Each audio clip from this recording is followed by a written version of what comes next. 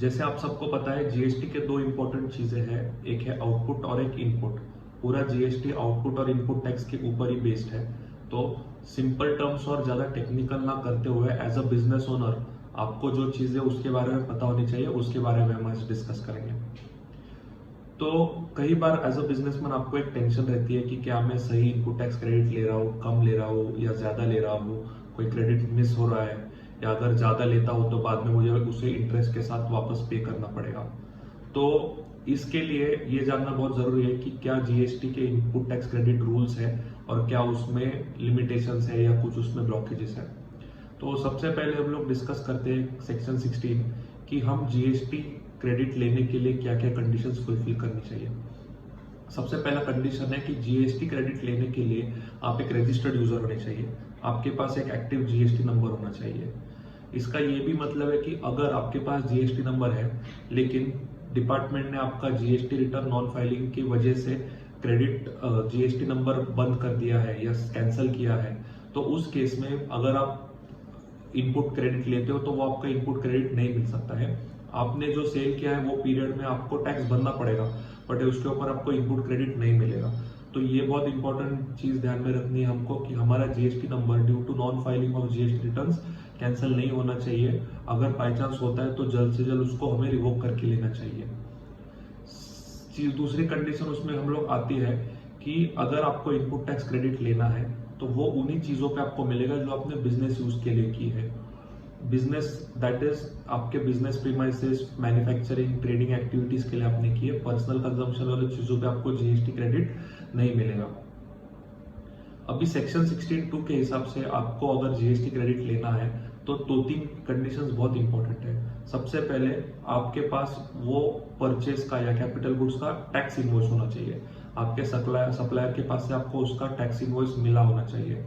वो इनवॉइस अगर आपको आता है उसके बाद उस सप्लायर ने वो टैक्स गवर्नमेंट को पे करना चाहिए और आपके जीएसटीआर 1 में उसके जीएसटीआर 1 में आपके जीएसटी नंबर से वो रिफ्लेक्ट होना चाहिए।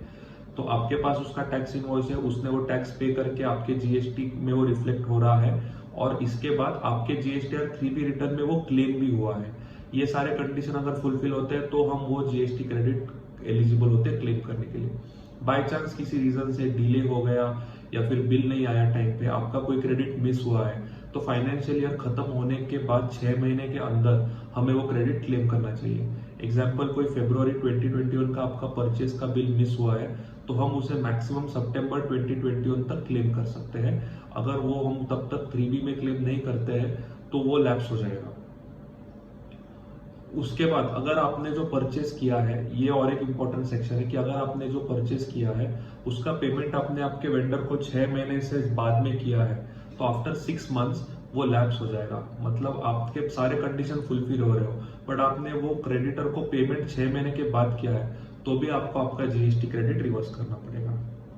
अभी हम लोग आते हैं सेक्शन 16 के बाद सेक्शन 17 पे, जहाँ पे कुछ ब्लॉकेजेस मेंशन किए हैं। सेक्शन 17 हमको बताता है कि जीएसटी कब हमें नहीं मिल सकता है या कुछ ब्लॉकेजेस है।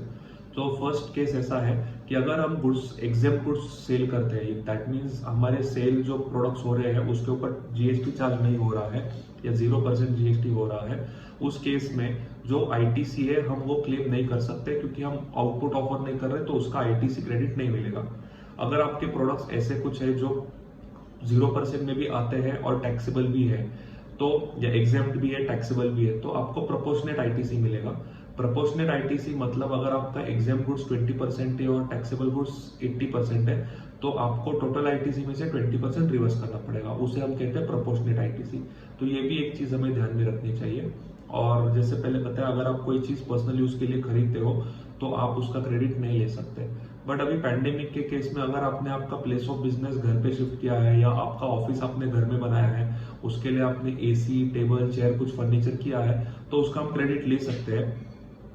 अभी ये डिबेटेबल पॉइंट है but to be on the safer side हम हमारे घर के एड्रेस को एक एडिशनल प्लेस ऑफ बिजनेस में ऐड कर सकते हैं। डिस्प्यूट आ सकते हैं उसके ऊपर, it would be subject to proving, but हाँ ऐसे सिचुएशन में हम उसका क्रेडिट ले सकते हैं। अब आते हैं हम सेक्शन नंबर 17(5) के ऊपर, जो हम लोग उसको कह सकते हैं नेगेटिव लिस्ट। ये लिस्ट बहुत इंपॉर्टेंट है क्योंकि ये लिस्ट क्लियरली बताती है कि ये आपको क्रेडिट नहीं मिलेगा। सबसे पहले आते हैं हम मोटर व्हीकल पे। बहुत कॉमन क्वेश्चन आता है सब क्लाइंट्स की तरफ से या लोगों की तरफ से कि मैं मेरी कार यूज करता हूँ बिजनेस या फैक्ट्री जाने के लिए, उसके रिपेयर मेंटेनेंस, टायर चेंज के इंश्योरेंस का मुझे क्रेडिट मिलना चाहिए। तो सेक्शन 17.5 स्पेसिफिकली बोलता है कि मोटर व्हीकल्स नेगेटिव लिस्ट में है, परचेस, रिपेयर, मेंटेनेंस, इंश्योरेंस, ये सारी चीजें आप उसका नहीं क्रेडिट ले सकते हैं। मोटर व्हीकल मतलब आपकी कार हो, आपके बाइक हो, जो भी हो, ये आप नहीं ले सकते हैं। आप तभी ले पाओगे उसका क्रेडिट अगर आप एक्चुअल में बिजनेस आपका है buy and sale of vehicles, या आपकी कोई मोटर ड्राइविंग स्कूल है, पैसेंजर ट्रांसपोर्ट बिजनेस है, तो ही आप ले पाओगे, नहीं तो आपको क्रेडिट नहीं मिलेगा। लेकिन अगर आपका गुड्स ट्रांसपोर्ट है, जैसे ट्रक है, पिकअप है, या लाइट एलपीटी है, ट्रांसपोर्ट व्हीकल्स है, उसका आपको क्रेडिट मिल सकता है बिकॉज वो गुड्स कैरियर है, तो वहां पे नहीं। लेकिन व्हीकल्स में, पर्सनल कंजम्पशन व्हीकल्स में आपको कोई भी क्रेडिट नहीं मिलेगा।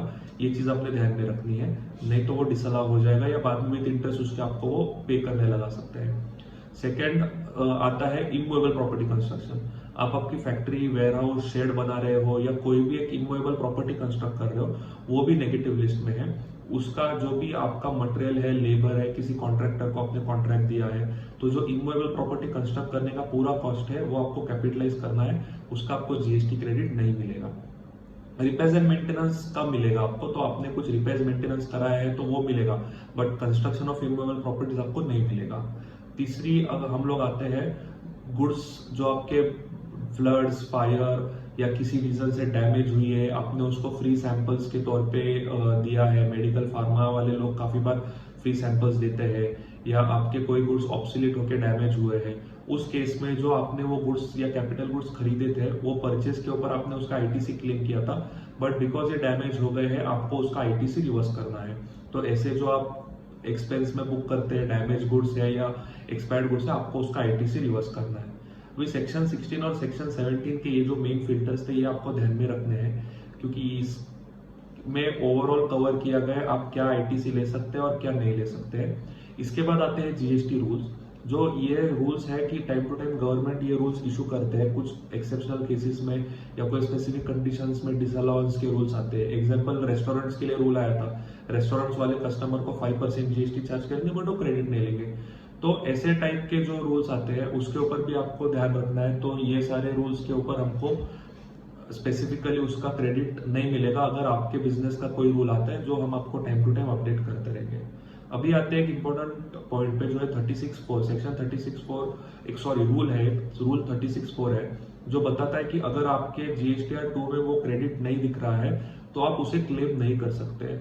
अभी एक्चुअली ये रूल जो एक्ट है, जीएसटी एक्ट है, उसके अगेंस्ट है, उसके अल्ट्रा वायर्स है। आगे जाके ये रिवर्स हो सकता है, but as of now rule है अगर आपके जीएसटीआर 2A में कोई क्रेडिट नहीं दिख रहा है तो आपने वो रिवर्स करना चाहिए। तो इसलिए हम हमेशा जीएसटीआर 2A मैचिंग करने में फोकस रखते हैं और आपको बताते भी है कि ये पार्टी का दिख रहा है या नहीं दिख रहा है। तो रेगुलरली उसको ट्रैक करते रहेंगे और ऊपर दिए गए चीजों को ध्यान में रख के month to month data properly check करेंगे और जीएसटी रिटर्न फाइल करेंगे, तो फिर हमको कोई दिक्कत आनी नहीं चाहिए। आई होप ये वीडियो आपको यूजफुल लगा है। कोई भी डाउट रहेगा तो आप मुझे व्हाट्सएप पे क्वेरी